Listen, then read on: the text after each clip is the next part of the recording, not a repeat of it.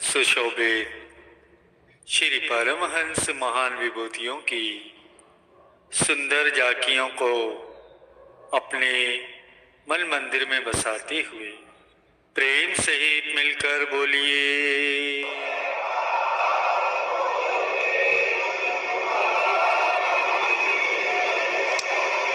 गुरुमुखों, ऐसे ही एक बार एक गुरुमुख ने सतपुरुष श्री गुरु गोविंद सिंह जी महाराज जी के श्री चरणों में अपनी शंका दूर करने के लिए एक प्रश्न निवेदन किया।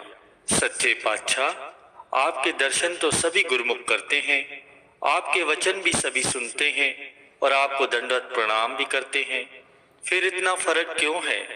कोई ईर्ष्या द्वेष से मुक्त समदृष्टि वाला बन जाता है तो कुछ का ईर्ष्या और वैर विरोध पीछा नहीं छोड़ते, और कईयों पर तो आपके दर्शन कर वचन सुनकर भी कोई असर नहीं पड़ता।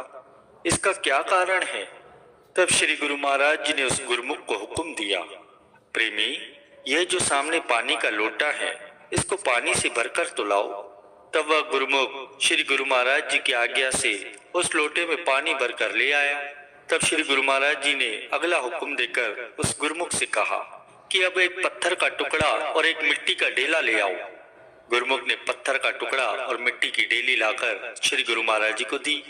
तब श्री गुरु महाराज जी ने अपने पास में रखे पताशों में से एक पताशा उस गुरुमुख को देते हुए फरमाया, यह पताशा और मिट्टी का ढेला और साथ में पत्थर का टुकड़ा इस पानी के लोटे में डाल दो। तब उस गुरुमुख ने श्री गुरु महाराज जी की आज्ञा अनुसार वे तीनों चीजें उठाकर उस पानी के लोटे में डाल दी। कुछ समय होने के बाद श्री गुरु महाराज जी ने उस गुरुमुख को हुक्म दिया कि इस लोटे में से पताशा, मिट्टी का ढेला और वो जो पत्थर गुरु को वीडियो लाइक करना, सब्सक्राइब करना प्लीज। वीडियो आपको पूरी देखनी चाहिए प्लीज।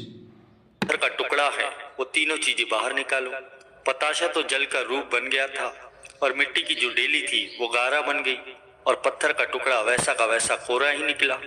तब श्री गुरु महाराज जी ने वचन फरमाए कि गुरुमुखों, सच्चे गुरुमुख प्रेम सहित गुरु की वाणी पढ़ते हैं, गुरु की महिमा पढ़ते हैं, नाम जपते हैं, निष्काम सेवा भक्ति करके गुरु को परमेश्वर का रूप जानकर गुरु वचनों की कमाई कर आपा भाव मिटाकर परमात्मा का रूप बन जाते हैं। जैसे पताशा पानी में गिरने के बाद अपना आकार और अपनी हस्ती खत्म करके पानी का रूप बन गया, पानी और पताशा एक रूप हो गए। और वहीं दूसरे गुरुमुख होते हैं जो निष्काम सहित नहीं बल्कि मन में कोई कामना रखकर वाणी भी पढ़ते हैं, गुरु की महिमा पढ़ते हैं, प्रेम सहित नाम भी जपते हैं, प्यार सहित सेवा भी करते हैं और गुरु हुक्म भी मानते हैं। वे परमात्मा से मिल तो जाते हैं परंतु परमात्मा के साथ अभेद नहीं होते।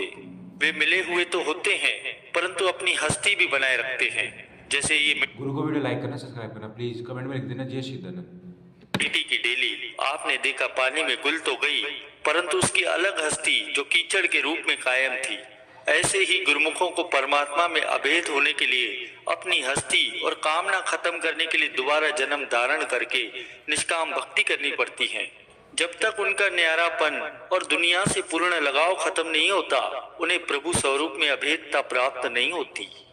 और वहीं तीसरे गुरुमुख होते हैं जो केवल लोक दिखावे के लिए, वाह वाह कमाने के लिए गुरु की वाणी पढ़ते हैं और लोक दिखावे के लिए सेवा करते हैं, परंतु गुरु के वचनानुसार अपना जीवन नहीं बनाते और ना ही वे कामना रहित होते हैं।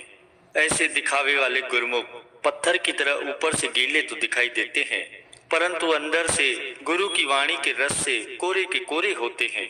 वे अपने गुरु मर्यादा द्वारा लोक दिखावा तो बहुत करते हैं परंतु करनी से थोथे होने के कारण वे सूखे पत्थर जैसे अपना जीवन बिताते हुए अवगुणों का जीवन भोगते हैं।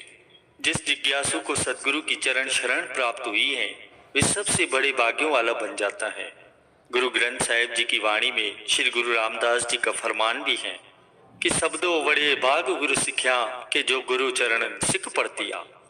प्रेमियों, संत महापुरुषों के ये पावन वचन भी हैं कि जो सेवक गुरु दरबार से बड़ाई प्राप्त कर अपने अधिकारों का उचित ढंग से प्रयोग नहीं करते, वे सच्चे सेवक या सच्चे गुरुमुख नहीं कहलाते।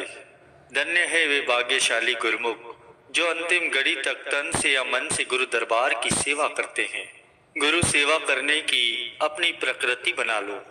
जैसे किसी व्यक्ति को नशे की आदत होती है, वह उसके बिना रह नहीं सकता, वैसे ही तुम सेवा में इतने संलग्न हो जाओ कि सेवा के बिना तुम्हें संतोष न आए। कहते हैं कि बैठे शेर से चलता फिरता गीदड़ भी लाभ में होता है, क्योंकि वह कुछ न कुछ तो आहार प्राप्त कर ही लेता है। ऐसे ही अधिक योग्यता वाले प्रमादी से तो कम योग्यता वाला क्रियाशील व्यक्ति पहले अपना कार्य बना लेता है। फल की अभिलाषा को एक तरफ रख दो, जीवन का एक एक पल नेक कमाई में व्यतीत करो। यदि भक्ति मार्ग में पग रखा है तो मार्ग में चाहे कितने ही कष्ट क्यों ना आवे, दिनों दिन अधिक कष्ट हो फिर भी कदम पीछे मत हटाओ, ना ही ऐसा विचार मन में लाओ।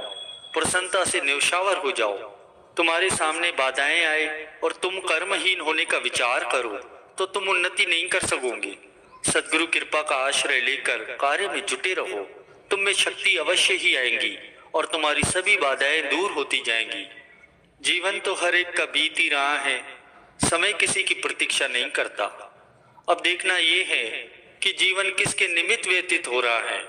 अर्जुन ने मित्र संबंधियों का मोह त्याग कर भगवान श्री कृष्ण के निमित्त अपना जीवन बिताया, तभी तो उसने बल, नाम और प्रभु कृपा को प्राप्त किया। जब तक तुम्हारा मन मान अपमान के कारण सुखी और दुखी होता है, तब तक स्वयं को सच्चा सेवक मत समझो।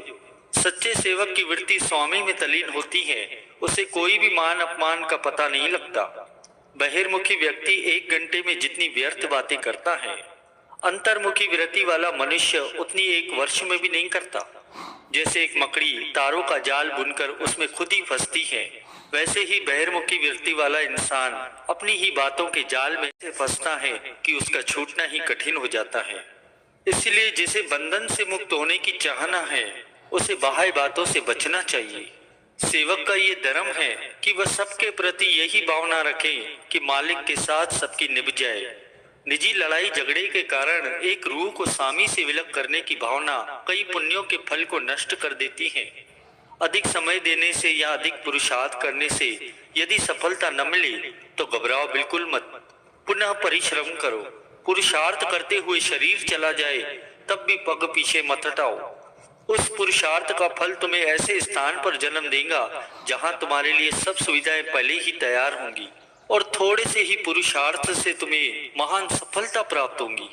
जो मालिक को प्रसन्न करने के साधनों को बुलाकर लोगों का ओट आसरा लेता है, वह सदैव ही परेशान रहता है। निंदक और चापलूस लोग जीव के महाशत्रु होते हैं, परंतु बड़े खेद की बात होती है कि कई उन शत्रुओं को अपना मित्र समझकर उनकी बातें मान लेते हैं और अंत में धोखा खाते हैं। सद्गुरु जो वास्तविक मित्र होते हैं, उनसे मुख मोड़ लेते हैं। कई कहते हैं कि हम भक्ति भी करते हैं और दुख भी अधिक भोगते हैं। वे अंतर्मुख होकर जरा देखें कि वे भक्ति भगवान की नहीं करते, बल्कि पदार्थों की करते हैं, सम्मान और आशाओं की करते हैं। अब इन सांसारिक पदार्थों की इच्छा से तो दुखी प्राप्त होगा। जहाँ ईर्ष्या और स्वार्थ है, वहाँ भक्ति नहीं होती। भक्ति तो हृदय का सौदा है। यदि पूर्ण हृदय निर्विकार प्रभु में लीन हो जाए तो फिर वहाँ विकार कैसे रह सकते हैं। सर्व पापों की जड़ स्वयं को शरीर और मनमति में फंसाना होता है। प्रेम करो तो हितैषी महापुरुष से करो, वे हैं केवल पूर्ण संत सद्गुरु। वे इस लोक में और परलोक में भी तुम्हें सहयोग देंगे। तुम कपड़ा बनकर गुरु रूपी धोबी के हाथों में जाओ, वे तुम्हें स्वच्छ करने के लिए हर संभव प्रयत्न करेंगे। तुम अधिकार प्राप्त करने के पीछे मत पड़ो। जब तुम योग्य बन जाओगे तो प्रत्येक अधिकार तुम्हारे पास स्वतः ही दौड़ते आएंगे। इसलिए तुम स्वयं को योग्य बनाने का प्रयत्न करो। जिस प्रार्थना या कीर्तन में प्रेम और हार्दिक भावना नहीं होती, उससे कुछ भी प्राप्त नहीं होता। यदि तुम मन देकर राम लेना चाहते हो तो संसारिक पदार्थों में अपना मन मत उलझाओ। इस प्रकार एक दिन ऐसा आएगा कि राम तुम्हारे और तुम राम के बन जाओगे। यदि तुम्हारे साथ कोई विपरीत चलता है तो क्रोधित होकर अपनी होश मत गंवाओ। ऐसे समझो कि उसी रूप में मेरे प्रभु मेरी धैर्य और सहनशीलता की परीक्षा ले रहे हैं। सद्गुरु सब देवों के देव हैं। यदि तुम उनकी आज्ञा के अनुसार चलोगे तो सब देवता तुम्हारी इच्छा अनुसार चलना शुरू कर देंगे और रिद्धियां सिद्धियां तुम्हारी सेवा में तत्पर रहेंगी। आज्ञाकारी ही सबको प्रिय लगता है। नियति के नियमों का पालन करो, वे तुम्हारी रक्षा अवश्य ही करेंगी। आहार, व्यवहार और आराम में ऐसे मध्यम मार्गी होकर चलो कि तुम्हारे लिए दुखदायी न बने। किसी की भी गुरु को वीडियो लाइक करो, सब्सक्राइब करो प्लीज़।